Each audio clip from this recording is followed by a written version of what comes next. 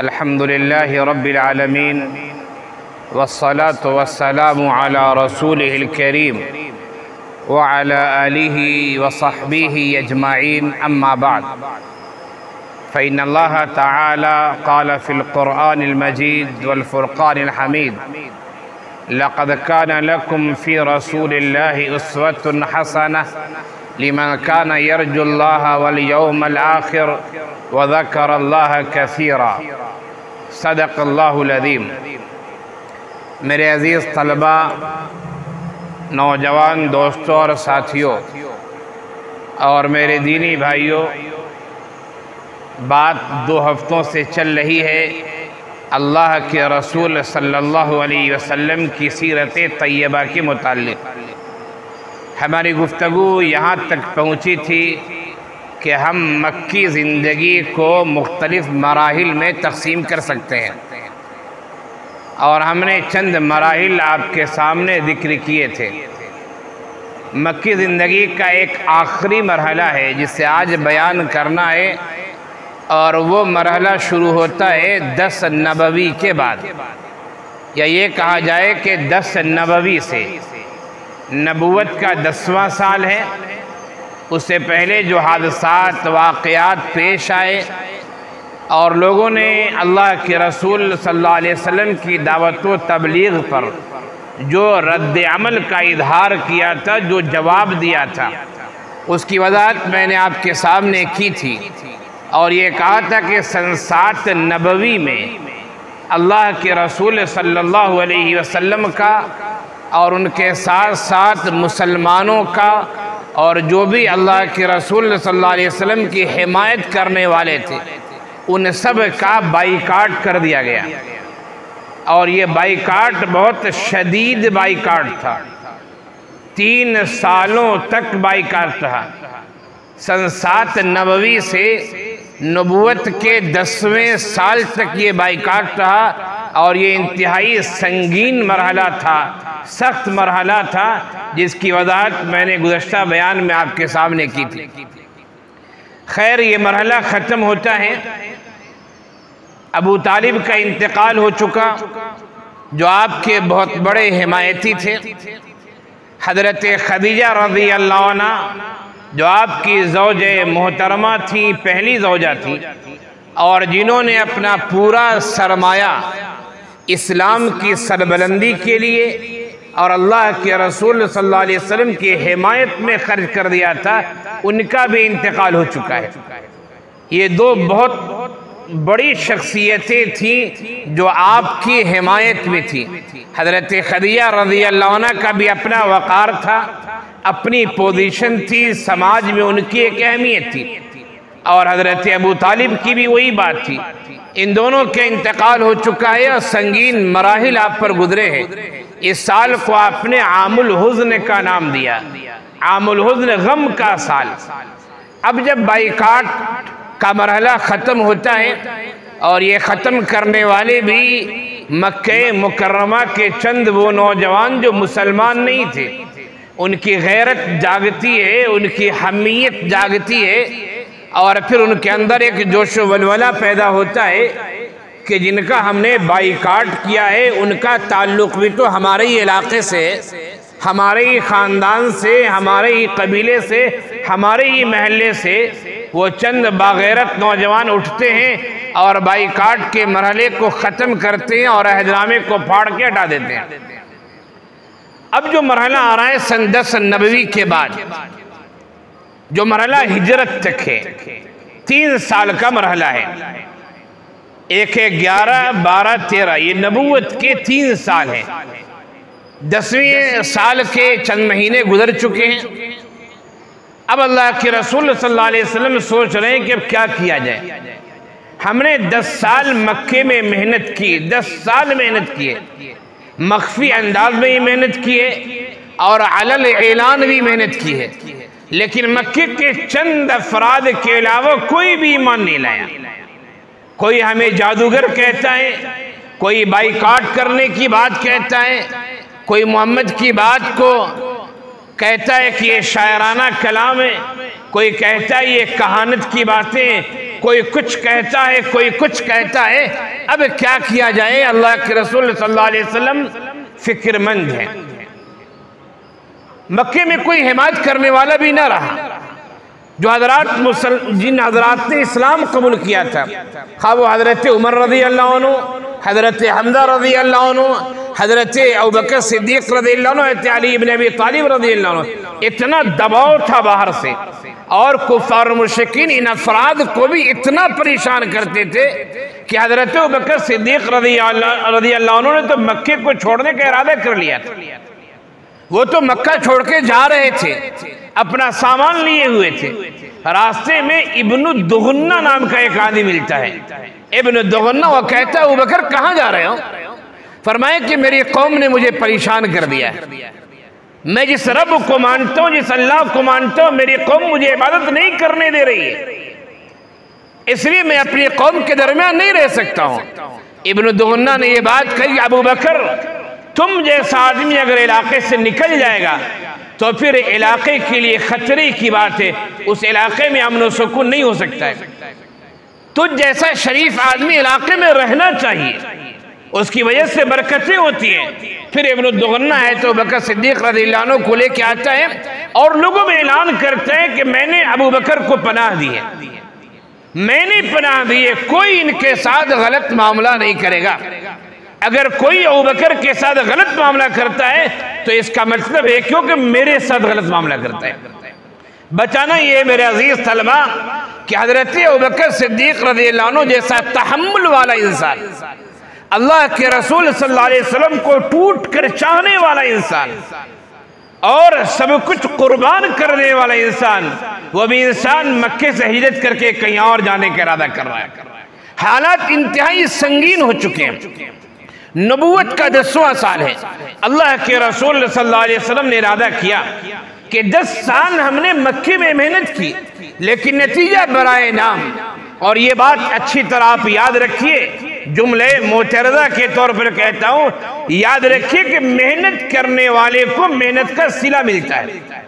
नतीजा अच्छा निकले या न निकले, बस मेहनत सही होनी चाहिए। इसका ये मतलब हरगिज़ नहीं है कि अल्लाह के रसूल सल्लल्लाहु अलैहि वसल्लम ने 10 साल जो मेहनत किए उनकी मेहनत अकारत चली गई, बेकार चली गई, ये मतलब नहीं है। हजरत नूह अलैहिस्सलाम ने 950 साल दावत का काम किया, ईमान लाने वाले 2-4 अफराद थे। हजरत इब्राहीम अलैहिस्सलाम ने दावत का काम किया, हजरत लूत अलैहिस्सलाम ने दावत का काम किया, ईमान लाने वाले बहुत कम अफराद थे। लेकिन इन हजरात को इनकी मेहनतों का सिला मिलेगा। हम और कोई काम करते हैं, हम सोचते काम कर रहे हैं, लोग मानते ही नहीं, लोग सुनते ही नहीं। लोग सुने या न सुने, लोग माने या न माने, हमारी और आपकी जिम्मेदारी है कि हम सलीके के साथ, तहजीब व सकाफत के साथ, बात पहुंचाने के उसूल के साथ हम बात पहुंचाते रहें, मेहनत करते रहें। हमें हमारी मेहनत का सवाब जरूर मिलेगा। हम उकता जाते हैं, 1 बयान किया, 2 बयान किया, 3 बयान किया, सोचते हैं कि अरे लोग मानते ही नहीं, समझते ही नहीं। हमने 10 साल पढ़ाया, देखा कि कोई तलबा अच्छे निकल ही नहीं रहे। अच्छे न निकले अफसोस तो जरूर है, हमें अपने कारकर्दगी पर गौर करना चाहिए, लेकिन अच्छे नहीं निकलने तो हम अपना काम छोड़ दें, ये सही नहीं। हम काम करते रहें, उसका सिला मिलेगा, उसका बदला मिलेगा। नबी की सीरत, अंबिया किराम की सीरत हमें बताती है। तो मैं ये कह रहा था कि अल्लाह के रसूल सल्लल्लाहु अलैहि वसल्लम ने 10 साल मेहनत की। अब शेबे अबी तालिब के बाद, बाइकाट के बाद, अल्लाह के रसूल सल्लल्लाहु अलैहि वसल्लम ने इरादा किया कि मक्के से बाहर निकलते हैं और बाहर निकलकर दावत का काम करते हैं। कहाँ जाया जाए, ये एक सवाल था। आप सल्लल्लाहु अलैहि वसल्लम ने ताइफ के इलाके का इंतखाब किया। ताइफ का इलाका मक्के से 60 मील के फासले पर है।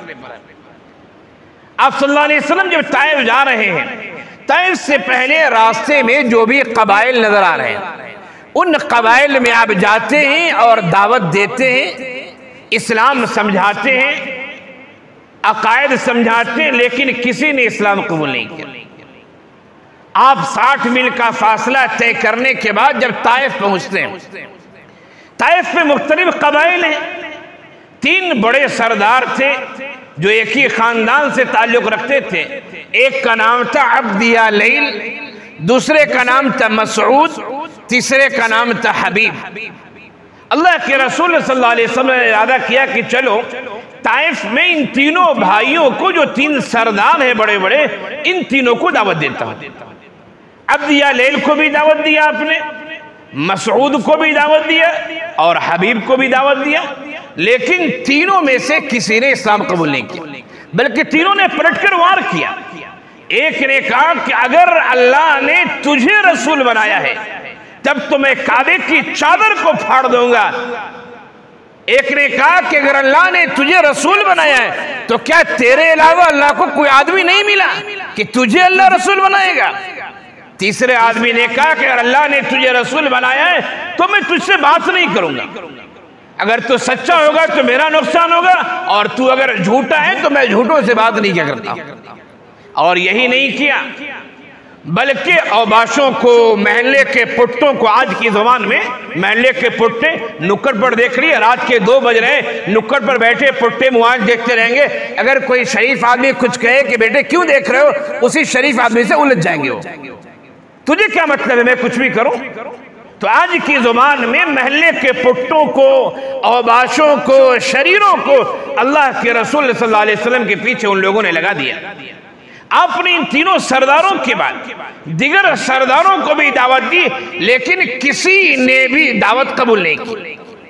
आपके साथ जो रफीक सफर थे वो आपके आजाद करदे गुलाम हजरत ज़ैद इब्ने हारिसा रज़ियल्लाहु अन्हु थे, आपके साथ थे। सूरत हाल बहुत संगीन हो चुकी है। 10 दिन तक आपने ताइफ में क़याम किया, लोग गालियां दे रहे हैं, आप पर पत्थर मार रहे हैं, आपको बुरा भला कह रहे हैं, और कोई भी बात सुनने के लिए तैयार नहीं हो रहा है। जरा सोचिए मेरे अजीज तलबा, कैसा गुजर रहा होगा नबी के दिल पर, कैसा गुजर रहा होगा, किस उम्मीद से गए थे, क्या सोच कर गए थे, लेकिन किसी ने दावत कबूल नहीं किया। अल्लाह के रसूल सल्लल्लाहु अलैहि वसल्लम वापस आ रहे हैं, 10 दिन क़याम किया, वापस आ रहे हैं, थक कर उतबा के और शैबा के बाग में बैठ जाते हैं। जब बाग में बैठते हैं तो इन दोनों ने एक काम किया कि अपने गुलाम, जिसका नाम अद्दास था, गुलाम को कुछ अंगूर लेकर भेजा कि जाओ, अजनबी आदमी लग रहा है, लोगों ने सताया है, परेशान किया है, जाओ उसे अंगूर दे दो खाने के लिए। बाग में बैठे हुए आप टेक लगाए हुए अद्दास नाम का गुलाम आता है और कहता है मेरे आका ने ये अंगूर दिए हैं। आप सल्लल्लाहु अलैहि वसल्लम ने बिस्मिल्लाहिर्रहमानिर्रहीम पढ़ के अंगूर खाना शुरू किया। अद्दास चौंक गया बिल्कुल। अद्दास को ताज्जुब हुआ कि आप बिस्मिल्लाह पढ़ रहे हैं। बिस्मिल्लाह तो यहाँ के लोग नहीं पढ़ते हैं, इसका मतलब है कि आप यहाँ के नहीं कहीं और के हैं। अल्लाह के रसूल सल्लल्लाहु अलैहि वसल्लम पूछा कि तुम कौन हो? उसने कहा मैं अद्दास हूँ। कहा किस मजहब को मानते हो? कहा कि मैं ईसाई दीन को मानता हूँ। फरमाया कहाँ के रहने वाले हो? कहा कि नैनवा के रहने वाला हो। कहा कि नैनवा के रहने वाले हो? कहा यूनुस बिन मत्ता को जानते हो? कहा कि हाँ जानते हो, लेकिन आप यूनुस मत्ता को कैसे जानते हैं? तो अल्लाह के रसूल सल्लल्लाहु अलैहि वसल्लम फरमाया कि वो नबी थे यूनुस, और मैं भी नबी हूँ। वो मेरा भाई है नबूवत के लिहाज से, इसलिए मैं जानता हूँ। जैसे अद्दास ने ये सुना, अद्दास ने अल्लाह के रसूल सल्लल्लाहु अलैहि वसल्लम के हाथों को बोसा दिया, अपने सर को झुकाया, अकीदत से पेश आया। अद्दास का मालिक देख रहा था, उसने कहा कि मामला गड़बड़ हो गया, अब तो हमने तो अंगूर देख के भेजा था, अब तो मेरा गुलामी मेरे हाथ से चला गया। उसके हाथ को बोसा दे रहा है, उसको चूम रहा है। खैर अद्दास आया, उसके मालिक ने पूछा क्यों, तुम क्यों झुक रहे थे, तुम क्यों बोसा दे रहे थे? अद्दास ने बात बताई। खैर मालिक ने गुस्सा वगैरह दिखाया। अल्लाह के रसूल सल्लल्लाहु अलैहि वसल्लम फिर वहां से चलते हैं। लोगों ने इतना सताया, इतना मारा, इतने पत्थर मारे कि आपके पांव से खून निकल रहे थे, और आप जो जूते पहने हुए थे वो जूते खून की वजह से पांव में चिपक गए थे, जूता निकलना मुश्किल हो रहा था। अल्लाहु अकबर, कैसे लम्हात होंगे। एक दफा हजरत आयशा रज़ियल्लाहु अन्हा ने पूछा था अल्लाह के रसूल सल्लल्लाहु अलैहि वसल्लम से जरा ये बताइए, क्या ग़ज़वे उहद में आपके साथ जो मामलात पेश आए थे, आपके दंदाने मुबारक शहीद हो गए थे, चारों तरफ से तीरों की बारिश हो रही थी, खुद लोहे की जो टोपी होती उसकी कड़ियां आपके सर में घुस गई थी, क्या ग़ज़वे उहद के जैसा भी कोई दिन आप पर गुजरा है? फरमाया कि हाँ ऐसा, क्या बताऊं ग़ज़वे उहद से भी संगीन एक दिन गुजरा है जैसा दिन मेरी जिंदगी में कभी नहीं गुजरा है। फरमाया कौन सा दिन है? फरमाया कि जब मैं ताइफ गया था और मेरे पीछे औबाश और गुंडे पुटने किस्म के लगे हुए थे और उन्होंने जो मेरी दावत को भी नहीं माना और मुझे सताया, मेरी जिंदगी का उससे कर्बनाक, उससे अलमनाक वाक़या कोई नहीं। अल्लाह के रसूल सल्लल्लाहु अलैहि वसल्लम आगे बढ़ते हैं, वादी नखला में पहुंचते हैं। वादी नखला में चंद दिन क़याम रहता है आपका, वहां जिन्नात आते हैं, लेकिन आपको ये पता नहीं कि जिन्नात आते हैं। आप दावत का काम करते हैं, उन्हें समझाते हैं, वो ईमान कबूल करते, इस्लाम कबूल करते, फिर उसके बाद वो रवाना हो जाते हैं। बाद में कुरान करीम की आयत नादिल होती है और ये बताया जाता है कि आपके बाद जो अफराद थे वो जिन्नात थे। यहां से एक खुशी का पहलू नजर आता है कि जब इंसानों ने मेरी दावत को नहीं माना तो अल्लाह ताला इस दावत को गालिब करके रहेगा, अगरचे दूसरी मखलूक के जरिए ही क्यों ना। जिन्नातों ने इस्लाम कबूल किया। अब अल्लाह के रसूल फिर आगे बढ़ रहे हैं, गारे हिरा के पास पहुंच रहे हैं, मिना के पास हैं। हजरत ज़ैद इब्न हारिसा कहते हैं कि आप मक्के में जाएंगे तो कैसे जाएंगे? मक्के वाले ने तो बाइकाट कर दिया था, मक्के वालों ने हमारी दावत का इनकार कर दिया था, और वो बड़े बड़े लोग जिन्होंने इस्लाम कबूल किया उनको भी लोगों ने सताया था। अब हम मक्के में कैसे जाएंगे? मक्के वालों ने तो एक लिहाज से हमें निकाल दिया है, अब अगर मक्के में जाए तो फिर हमें वो सताएंगे, अब क्या किया जाए? इससे एक बात ये समझ में आती है, एनआरसी का हंगामा सुनना ऐसा होगा तो एक लिहाज से कहा जाए तो अल्लाह के रसूल सल्लल्लाहु अलैहि वसल्लम के साथ भी इसका अक्स दिखाया गया। आप मक्के के रहने वाले हैं और आपको ही मक्के में आने नहीं दिया जा रहा है। हम हिंदुस्तान के बाशिंदे और हमसे ही कहा जा रहा है ये कागज देखा, वो कागज देखा, नहीं दिखाओगे हिंदुस्तान से निकाल दिया जाएगा या फिर ये कि तुझे हिरासत खाने में डाल दिया जाएगा। खैर, अब मक्के में कैसे दाखिल हुआ जाए, एक सवाल ही पैदा होता है। अल्लाह के रसूल सल्लल्लाहु अलैहि वसल्लम ने अखनस बिन शुरैक को कहा कि मुझे अपनी पनाह दे दो, उसने पनाह देने से इनकार कर दिया। आप सल्लल्लाहु अलैहि वसल्लम ने सुहैल बिन अम्र से कहा हमें पनाह दे दो, उसने भी पनाह देने से इनकार कर दिया। अल्लाह के रसूल सल्लल्लाहु अलैहि वसल्लम ने मुतिम बिन अदी से कहा कि मुझे पनाह दे दो।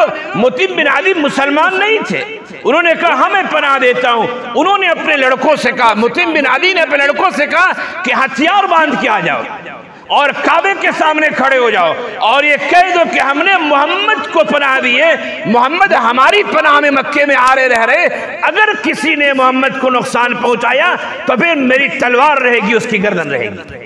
किस्सा तमाम हो जाएगा। मुसलमान नहीं है, जिन्होंने पनाह दी है वो मुसलमान नहीं है मुतिम बिन अदी, लेकिन गैरत है, इंसानियत है, इंसानियत के नाते वो कह रहे हैं कि हाँ मोहम्मद मैं तुझे पनाह देता हूं। और फिर इस तरह अल्लाह के रसूल सल्लल्लाहु अलैहि वसल्लम जिनका इलाका मक्का है, जिनके खानदान की हुकूमत रही है, जो मक्के के सरबराबुर्दा लोगों में है, जो सरदाराने मक्का में, उसी फैमिली के कुछ अफराद को अब मक्के में आने नहीं दिया जा रहा है। वो आ रहे हैं तो पनाह लेके किसी के आ रहे हैं। खैर, वो आए, अल्लाह के रसूल सल्लल्लाहु अलैहि वसल्लम के साथ सन 1090 में एक दूसरा वाक़या पेश आता है और वो वाक़या है इसरा और मेराज का वाक़या, जिसे आपने बारहा सुना होगा, मैंने भी बारहा उसे बयान किया और उलमा शबे मेराज की मुनासबत से उसे बयान करते रहते हैं। उस वाक़े को अभी नहीं छेड़ना है, लेकिन ये बहुत बड़ा वाक़या पेश आया कि अल्लाह ताला ने मक्के से आपको, मक्के से हरम और फिर हरम से बैतुल मक़दिस और बैतुल मक़दिस से सातवां आसमान की ज़ियारत कराई, जन्नत दोज़ख दिखाई, अंबिया किराम की इमामत कराई, अंबिया से मुलाकात कराई, अच्छे अमाल वालों के नताइज दिखाए, बुरे अमाल वालों के नताइज दिखाए, और ये सब चंद लम्हात में हो गया। सुब्हानल्लाज़ी यसरा बिअब्दिही लैलन मिनल मस्जिदिल हराम लैलन, रात के थोड़े से हिस्से में हो गया। सन 10 नबवी में ये दो बहुत अहम वाक़यात पेश आए। एक जिन्नातों का इस्लाम कबूल करना और दूसरा इसरा और मिराज का वाक़या पेश आना। ये दोनों इस बात की तरफ इशारा कर रही थी कि अभी आजमाइश के लम्हात खत्म नहीं हुए, अभी इम्तिहान के अय्याम खत्म नहीं हुए, लेकिन नाउमीद नहीं होना है। जमीन पे रहकर जो सातों आसमान तक जा सकता है उसकी हुकूमत जमीन पर भी होगी, उसकी दावत जमीन पर भी फैलेगी। अब सल्लल्लाहु अलैहि वसल्लम ने अब सोचा अब क्या किया जाए। सन 10 नबवी में हज का मौका था, जो हुज्जाज किराम आ रहे थे। आपने प्रोग्राम बनाया कि बाहर के लोग चूंकि हज करने के लिए आते हैं, चुपके चुपके उनसे मिलकर दावत का काम किया जाए। 10 नबवी में भी आपने काम किया, बल्कि मुअर्रिखीन ने, सीरत निगारों ने लिखा है कि ये चुपके चुपके दावत का काम हाजियों के दरमियान ये नबूवत के चौथे साल ही से शुरू हो चुका था। लेकिन अब सन 10 नबवी में आपने खास मेहनत की। फिर उसी तरह सन 11 नबवी में आपने मेहनत की। मदीने मुनव्वरा के 6 अफराद ने जो हज करने के लिए आए थे इस्लाम कबूल किया। और फिर सन 12 नबवी में 12 अफराद ने इस्लाम कबूल किया। और फिर सन 13 नबवी में 75 अफराद का वफ्द आता है मदीने मुनव्वरा से हज करने के लिए, जिसमें कुछ कुफ्फार भी हैं, मुश्रिकीन भी हैं और मुसलमान भी हैं। मुसलमानों ने आपस में मुआहदा कर लिया था कि हम अपने काफिर साथियों से छुपकर आहिस्ता से नबी से मिलकर कुछ बातें करेंगे। जब लोग खीमे में सो गए तो रात में एक जगह जिसे आपने सीरत की किताब पढ़ा होगा, बैत अक़बा ऊला अक़बा सानिया। अक़बा कहते हैं घाटी को, पहाड़ की घाटी को कहते हैं, इसी को कहा बैत अक़बा ऊला अक़बा सानिया। सन 12 नबवी में एक बैत होती है मदीने के 12 अफराद से, और फिर सन 13 नबवी में बैत होती है। लेकिन मदीने से जो वफ्द आया है उसमें कुफ़ार, मुश्रिकीन और मुसलमान भी है। कुफ़ारों को नहीं बचाया गया, चुपके मुसलमानों ने एक वक्त तय किया और तय करने के बाद एक जगह इकट्ठा हुए। इसी को बैत अक़बा सानिया कहा जाता है। अल्लाह के रसूल सल्लल्लाहु अलैहि वसल्लम के साथ हजरत अब्बास बिन अब्दुल मुत्तलिब भी, जो मुसलमान नहीं हुए थे। अब्बास बिन अब्दुल मुत्तलिब बाद में मुसलमान हुए। सन 13 नबवी की बात है, लोग हज करने के लिए आए हुए, मदीने से भी काफिला आया है। उन काफिले में से मुसलमान एक जगह इकट्ठा होते हैं। अल्लाह के रसूल सल्लल्लाहु अलैहि वसल्लम अपने चचा हजरत अब्बास बिन अब्दुल मुत्तलिब के साथ आते हैं और एक घाटी में मिलते हैं और फिर मुआहदे हो रहे हैं कि मुसलमान मदीना जाएंगे तो आप उन्हें पनाह देंगे, उन्हें रखेंगे। मुआहदे हो रहे हैं, बातचीत चल रही है, उसमें बहुत सारी बातें आई। उन्हीं में एक बात ये भी थी कि आप हिजरत करने वाले को उसी तरह समझेंगे और उनकी हिमायत उसी तरह आप करेंगे जिस तरह आप अपनी आलो औलाद की हिमायत करते हैं। अगर आपके घर वालों पर कोई हमला करे तो आप कैसे कोशिश करेंगे बचाने की, उसी तरह जो मुसलमान हिजरत करके जाएंगे अगर उन पर कोई हमला करता है तो आप भी उसी तरह उनकी हिमायत करेंगे। बात बिल्कुल पक्की हो गई। हजरत अब्बास इब्न अब्दुल मुत्तलिब जो उस वक्त मुसलमान नहीं थे, उन्होंने कहा, ऐ मदीने वालों जरा सोच लो, जरा सोच लो, तुम जो मुआहदे कर रहे हो जरा सोच लो। ये मुआहदा यूं ही मुआहदा नहीं है, ये मुआहदा जंग का ऐलान है। तुम मोहम्मद को पनाह दोगे, मोहम्मद के मानने वाले को पनाह दोगे, यकीनन अहले अरब और मक्के के लोग तुमसे लड़ेंगे। तो ये मुआहदा कोई ऐसा मुआहदा नहीं है, ये मुआहदा जंग का ऐलान है, जरा सोच लो।